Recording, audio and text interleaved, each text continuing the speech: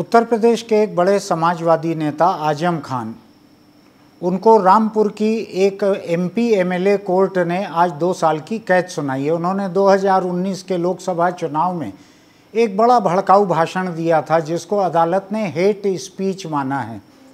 Hate speech चर्चा में इसलिए भी है कि सुप्रीम कोर्ट लगातार ये कह रहा है कि जहाँ कहीं देश में हेट स्पीच का कोई मामला आए वहाँ पर ये अफसरों की जिम्मेदारी है कि खुद होकर रिपोर्ट दर्ज करें, खुद होकर ऐसे बयान देने वालों के खिलाफ एफआईआर करें, वरना इन अफसरों को सुप्रीम कोर्ट की अवमानना का दोषी माना जाएगा।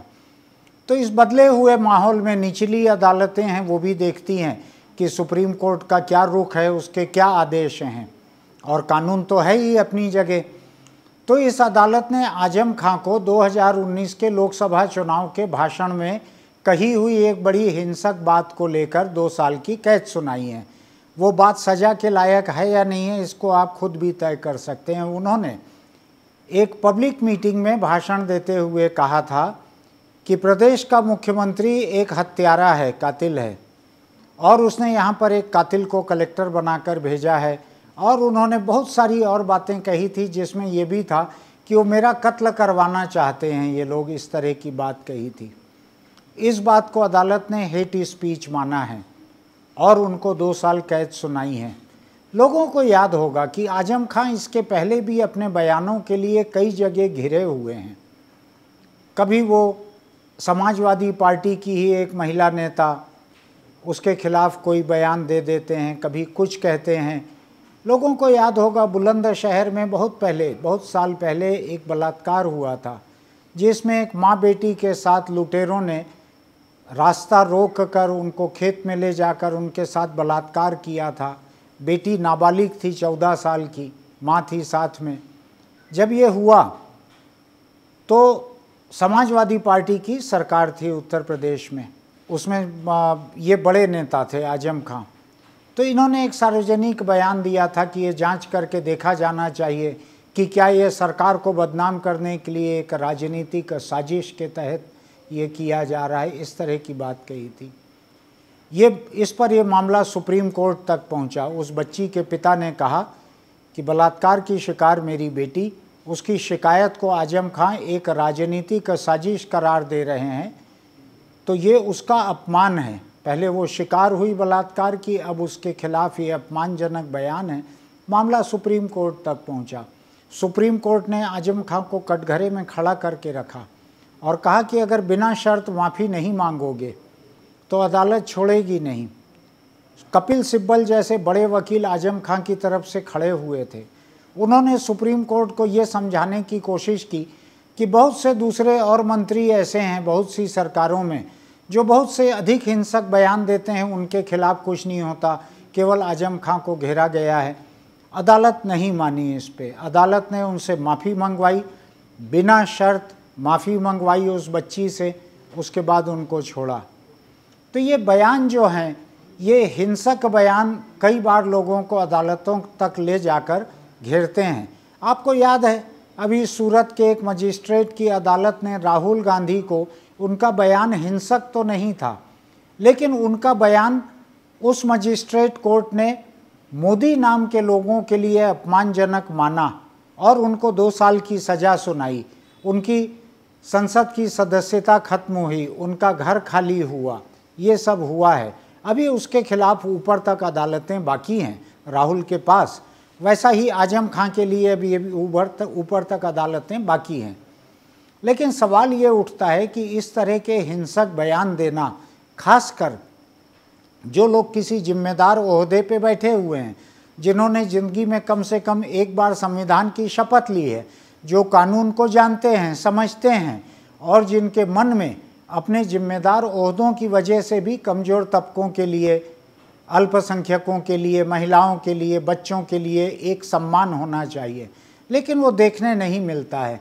आपको बहुत सारे और नेताओं का याद होगा इस देश में, जिसमें से किसी ने ये बयान दिया सार्वजनिक मंच से कि इनके हाथ काट देने चाहिए, किसी ने कहा कि गोली मारो सालों को, किसी ने कुछ और कहा। ऐसे बहुत सारे मामले हैं। इनमें से किन चीज़ों के वीडियो सबूत जुटते हैं कौन से मामले अदालतों तक पहुंच पाते हैं, इन सब के ऊपर भी बहुत कुछ निर्भर होता है। लेकिन ऐसे में एक दूसरा मामला और याद आता है, जब आजम खां को एक बयान के लिए इस तरह से घेरा गया है जो उन्होंने मुख्यमंत्री और कलेक्टर के खिलाफ दिया था, और जिस संदर्भ में मैं बलात्कार की शिकार एक नाबालिग बच्ची के खिलाफ दिया गया उनका अपमानजनक राजनीतिक साजिश का आरोप, उसको अभी मैंने गिनाया है। जब ऐसी बातें सामने आती हैं और लगता है कि ऐसे तमाम नेताओं को सज़ा होना चाहिए, चाहे किसी पार्टी के हों, इनके साथ मेरी कोई हमदर्दी नहीं है। ऐसे 2-4 दर्जन नेता अगर जेल चले जाएं, अगर इनको कैद हो जाए, अगर इनकी कैद की वजह से इनकी पात्रता खत्म हो जाए चुनाव लड़ने की, हो सकता है हिंदुस्तान की राजनीति में और हिंदुस्तान के सार्वजनिक जीवन में ऐसी गंदगी के बयान बंद हो जाएं। लेकिन क्या सचमुच ऐसा हो सकेगा, या मैं ज़रूरत से ज़्यादा आशावादी हो रहा हूँ? एक दूसरी घटना मैं अभी याद दिलाना चाहता हूँ। आप लोगों में से कई लोगों को याद होगी, जिनको याद नहीं होगी मैं याद दिलाता हूँ। इस देश में कुछ साल पहले सुप्रीम कोर्ट के चीफ जस्टिस थे, उनके खिलाफ उनकी एक कर्मचारी ने, मातहत कर्मचारी ने सेक्स शोषण का आरोप लगाया था। सेक्स शोषण के उस आरोप के बाद में जैसे ही ये मामला सुप्रीम कोर्ट में पहुंचा, सामने आया, तो क्या हुआ? अब नाटकीय प्रतिक्रिया देखिए। सुप्रीम कोर्ट के मुख्य न्यायाधीश ने ये बयान दिया कि ये इस महिला तक सीमित षड्यंत्र नहीं दिख रहा है, ये एक बड़ी व्यापक साजिश दिख रही है, और ये व्यापक साजिश देश के मुख्य न्यायाधीश के दफ्तर को अस्थिर करने की साजिश है। मुख्य न्यायाधीश से उनके हाथों सेक्स शोषण का आरोप लगाने वाली उनकी मातहत कर्मचारी के खिलाफ चीफ जस्टिस ने ये बयान दिया था। अब सवाल ये उठता है कि जो आजम खां बयान दे रहा है और जो चीफ जस्टिस बयान दे रहे हैं, इसमें फ़र्क क्या है? आजम खां भी यही कह रहा है, राजनीतिक साजिश की बात कर रहा है। एक वक्त ममता बनर्जी ने कहा था किसी बलात्कार की घटना को लेकर कि यह हमारी सरकार को बदनाम करने के लिए राजनीतिक साजिश है। इधर चीफ जस्टिस कह रहे हैं, जिनके खुद के ऊपर तोहमत लगी है यौन शोषण की, वो कह रहे हैं कि ये राजनीतिक साजिश है। रंजन गोगोई, ये नाम आपको कई संदर्भ में आपको सुनाई दिया होगा। मैं अभी संदर्भ भी गिनाता हूँ आपको।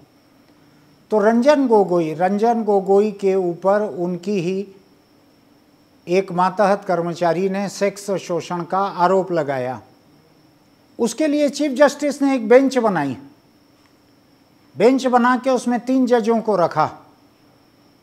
अगर किसी सरकारी दफ्तर में, छोटे से सरकारी या सार्वजनिक दफ्तर में अगर यौन शोषण की कोई शिकायत आती है, तो उसके लिए विशाखा गाइडलाइंस के तहत ये तय किया हुआ है कि किस तरह की एक कमेटी बनेगी।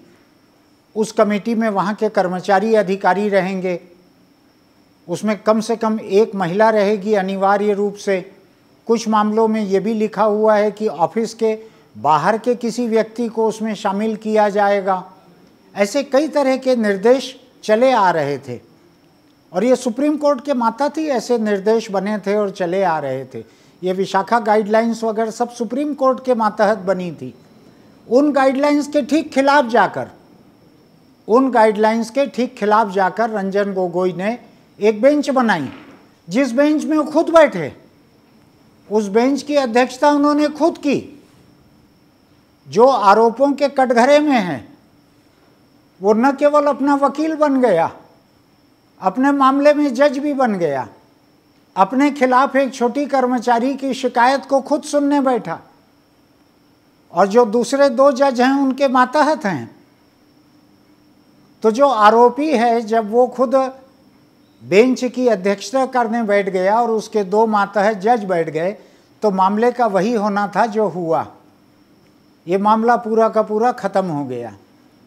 अब सवाल ये उठता है कि हिंदुस्तान का चीफ जस्टिस, जिसको कि बाद में चर्चा में वो तब आए जब राम मंदिर वाले मामले में उन्होंने फैसला दिया मंदिर के पक्ष में, उसके बाद जल्द ही वो रिटायर हुए और उनको राज्यसभा का सदस्य बना के भेजा मोदी सरकार ने, भाजपा ने।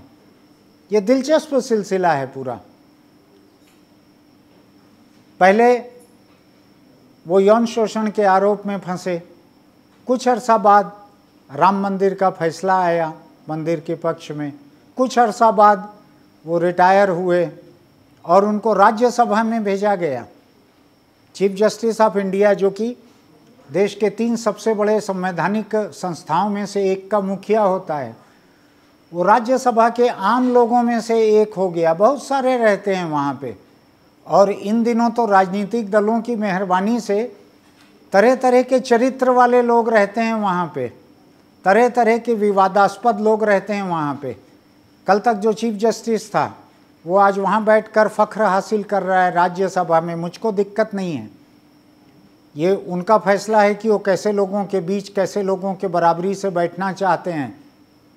लेकिन मैं इस पे आ रहा हूँ कि जब देश का चीफ जस्टिस अपने ऊपर आरोप लगाने वाली महिला को एक साजिश का हिस्सा बतलाता है और ये कहता है कि ये साजिश बड़ी है, ये केवल उस महिला तक सीमित नहीं है, और ये कहता है कि ये साजिश देश के मुख्य न्यायाधीश के कार्यालय को अस्थिर करने की एक साजिश है। ये कितनी बड़ी साजिश है। अगर इस देश में मुख्य न्यायाधीश के दफ्तर को अस्थिर करने की कोई साजिश सचमुच ही थी, तो मुझको लगता है उसमें सीबीआई, एनआईए, ऐसी सारी एजेंसियां उसको जांच में जुट जाना चाहिए था। इससे बड़ा क्या हो सकता है। कल के दिन अगर कोई कहे कि लोकसभा अध्यक्ष या राज्यसभा के सभापति को रिश्वत देने की कोशिश की जा रही थी, उनके ऊपर चाल चलन के आरोप लगाकर उनके दफ्तर को अस्थिर करने की कोशिश की जा रही थी, या राष्ट्रपति के बारे में ऐसा कहा जाए, उससे अधिक बुरा, उससे अधिक गंभीर और क्या हो सकता है। अगर उसके ऊपर सीबीआई की जांच नहीं होगी तो किस चीज़ पे होगी। सीबीआई है किस लिए? जेब कतरों की जांच के लिए।